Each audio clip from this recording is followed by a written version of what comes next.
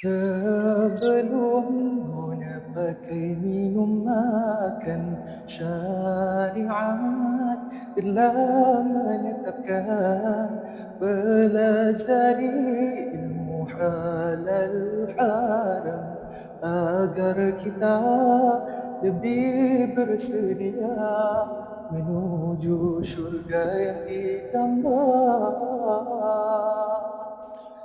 أعوذ بالله من الشيطان الرجيم بسم الله الرحمن الرحيم يا أيها الناس كلوا مما في الأرض حلالا طيبا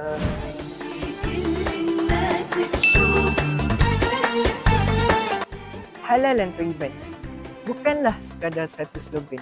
Ia merupakan satu panduan demi moral dan spiritual.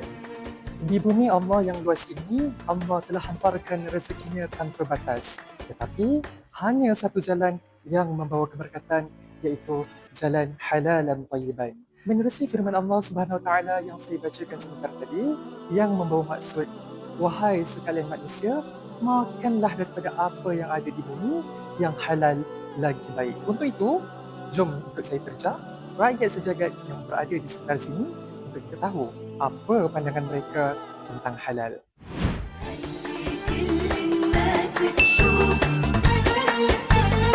Halal tu tentang sebagai makanan macam makanan Muslim, Okey? makanan dia halal lah. Apa benda ya? Makan yang tahu halal itu minuman je lah. Kan? Jenis pakaian, kulit pakaian tu kan, pakaian, yalah, semua benda yang kita gunakan, kita kosmetik kan, semua yang makan dan sebagainya.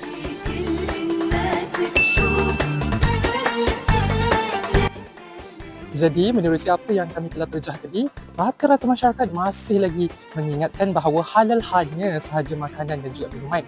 Namun, perlu anda ingat bahawa halal merangkumi pelbagai perkara yang kita jalani dalam kehidupan seharian, termasuklah pakaian, kosmetik, logistik, perubatan dan lain-lain. Maka oleh itu jelaslah bahawa terdapat sesetengah masyarakat yang masih belum tahu secara mendalam apa itu halal. Hanya mengetahui sekadar umum apa itu halal. Halal ini adalah sesuatu yang dibenarkan mengikut perkara syarak di dalam Islam, dalam makanan, minuman, kosmetik, perubatan dan sebagainya. Itu sahaja daripada kami. Sekian. Assalamualaikum warahmatullahi wabarakatuh.